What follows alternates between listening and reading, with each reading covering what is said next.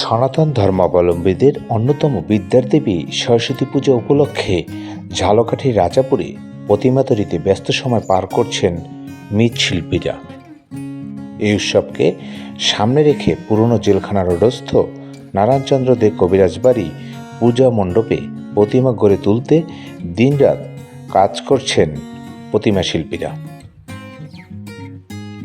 এখন চলছে খড় ও কাদামাটি দিয়ে প্রতিমা তৈরির কাজ। এরপর রং তুলির আঁচড় শেষে শুরু হবে প্রতিমা বিক্রি। বেচা বিক্রি চলবে পূজা শুরু হওয়ার আগ পর্যন্ত। প্রতিমা শিল্পী দীপ পাল জানান, চলতি মাসে সরস্বতী প্রতিমার কাজ চলতেছে। আর আপনাদের এখানে যাদের লাগবে তারা আমার সাথে যোগাযোগ করতে পারে। আর এখানে সরস্বতী প্রতিমা সহ বিভিন্ন ধরনের লাগবে, তারা আমার সাথে যোগাযোগ করতে পারে।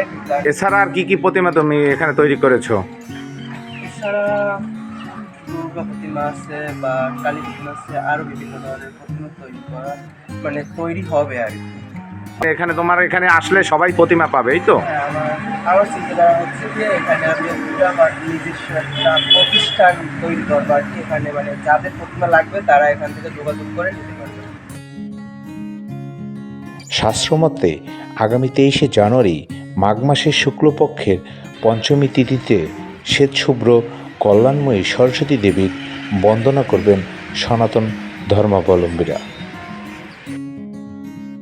মিঠুন চক্রবর্তী, নবজাগরণ ডেস্ক।